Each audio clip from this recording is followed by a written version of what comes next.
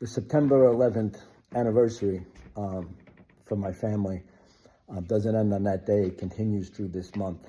This Sunday is the anniversary of my nephew Michael being found.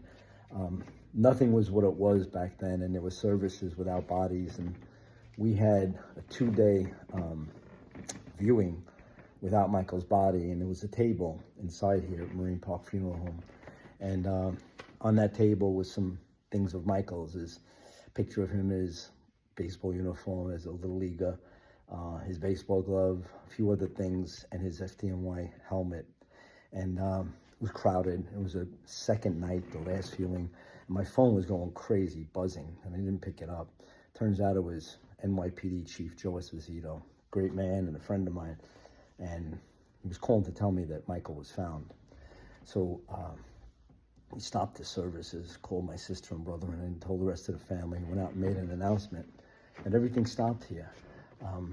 And then I went home, and I was working on my notes for my eulogy for Michael, and it was about 1:30 in the morning, and I got a call from Joe Esposito. Now I'm thinking that, we'll see Michael's body the next day. Joe said, I'm bringing Michael home. Couldn't believe he was still with him. He shut down all the operations at Ground Zero to get Michael processed, to get him home for us. So I put on my uniform. I wondered whether I should do that. I put on my full uniform. It was not working, but I thought Michael loved what I did, and he was proud of what I did, and I thought he'd want that. So I came here and was on this block in Quentin Road, and my brother-in-law came as well, and just sat here. And it was dark, and it was a warm night. You could hear the street lights as it changed, clicking. And I'm here, and I look way down that block. I see lights turning from Flatbush Avenue.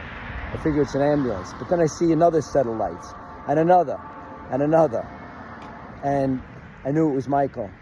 And this motorcade pulled up down this block. It was like a presidential motorcade. And they pulled into this lot, back at the funeral home.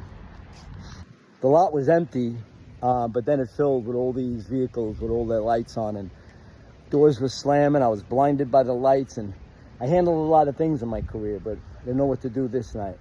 I was unsure of myself. I was nervous, and I was a little scared. Joe Esposito got out of the car. The class man he was, he went right over to my brother-in-law and hugged him.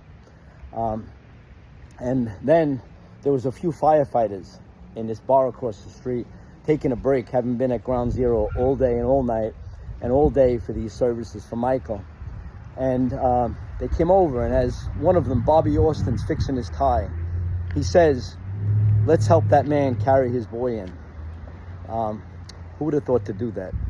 So the ambulance pulled up right here, and about 6 or 7 of us did this honor guard for Michael, fitting to the hero who he was, and took him into this doorway and into the funeral home. My brother-in-law, Joe Esposito, gave him what was in Michael's pockets. Then my brother-in-law went over to Michael's body that was in a covering, and he tapped the helmet and said, "Welcome home, Mike." And Michael was home. And the next day, there'd be no fire helmet on the back of the truck. There was Michael's body in a honorable and grand funeral. And I don't know about miracles, but this month and this day will always be October miracle for me.